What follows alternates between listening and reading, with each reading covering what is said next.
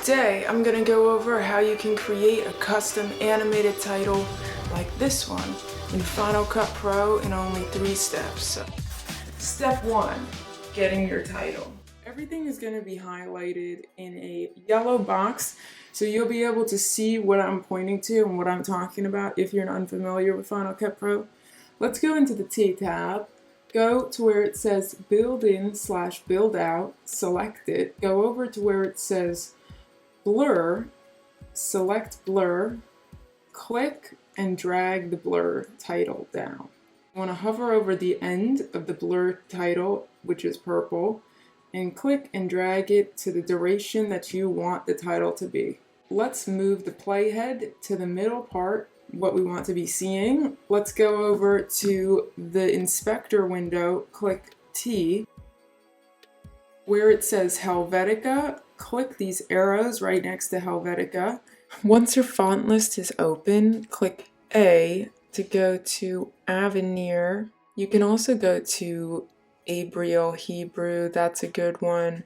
I'll put a few more good ones on the screen that comes with Final Cut Pro already for like modern fonts. We're increasing the size a little bit of the font. Go over to these 3 lines still in the inspector panel to where it says title.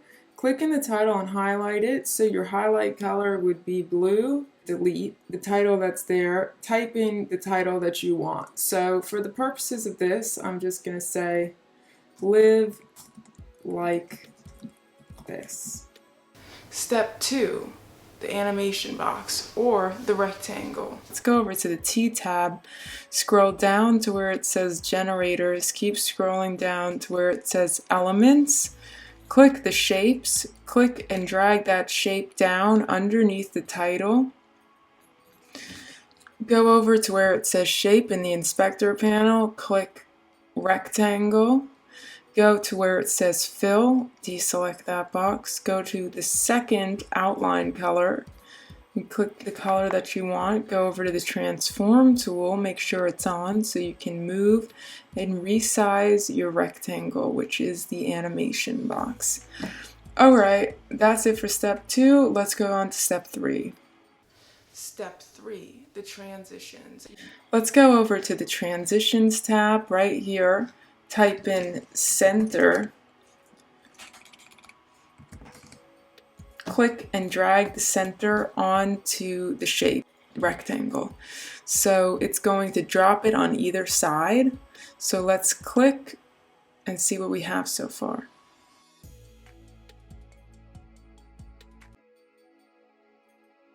Okay, great. So you can basically use any transition for this. You can go cross dissolve, you can do a divide, and I'll show you an example of what divide would look like.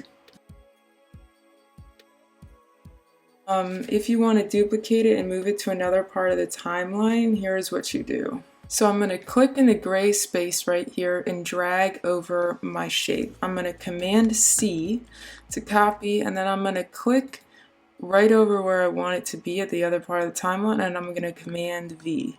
If you made a mistake, Command Z. So, okay, let's say you want to resize it all together. Let's click over it, Shift, click, and then let's go over the transform tool.